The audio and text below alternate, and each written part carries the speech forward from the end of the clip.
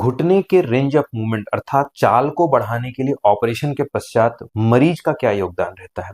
सबसे पहली बात तो जो घुटने का रेंज ऑफ मूवमेंट है, घुटने की जो चाल है वह कुछ चीजों पर आधारित होती है। पहला, ऑपरेशन के पहले उसका रेंज ऑफ मूवमेंट, जॉइंट्स की फ्लेक्सिबिलिटी, मसल्स की एक्टिवनेस, ये बहुत सारे फैक्टर्स हैं जो डिसाइड करते हैं कि ऑपरेशन के पहले और ऑपरेशन के पश्चात आपका रेंज ऑफ मूवमेंट कैसा रहेगा। यदि ऑपरेशन के पूर्व आपका रेंज ऑफ मूवमेंट काफी कम है तो असेसमेंट कर लिया जाता है और उसके पश्चात उसको रीएडजस्ट किया जाता है और साथ ही जो भी रिलीजेस या प्रोसीजर कर लिए जाते हैं तो ऑन टेबल और अर्थात ऑपरेशन के पश्चात ऑपरेशन टेबल पे ही ये डिसाइड हो जाता है कि आपका रेंज ऑफ मूवमेंट कितना अचीव किया जाएगा, जो लगभग एक्सपर्ट हैंड्स में और एक्सपर्टाइज सर्जरी में ऑलमोस्ट नॉर्मल के बराबर ही होती है।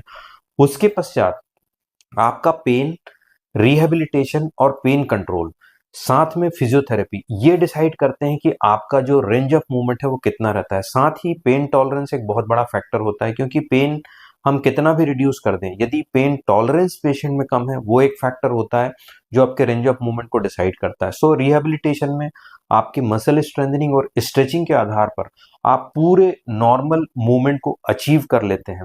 बहुत ही कम केसेस में ऐसा देखा जाता है, कुछ खास प्रकार की बीमारियां होती है जिसे हम आर्थोफाइब्रोसिस कहते हैं, वह एक इडियोपैथिक बीमारी होती है जिसमें जकड़न होने की संभावना होती है। ऐसे केसेस में हम रिजल्ट की गारंटी नहीं दे पाते हैं, but we had publish a paper also on international journals कि आप घुटने के ऑपरेशन के पश्चात जो सबसे फुल रेंज ऑफ मूवमेंट वाले प्रोसीजर्स हैं, जिसमें हम स्क्वाटिंग कहते हैं अर्थात उकड़ू बैठना और पालथी मोड़ना, यह भी बड़ी आसानी से कर सकते हैं। सो रेंज ऑफ मूवमेंट आप फुल अचीव कर सकते हैं प्रोवाइडेड आप रिहेबिलिटेशन प्रोटोकॉल का पूरा पालन करें।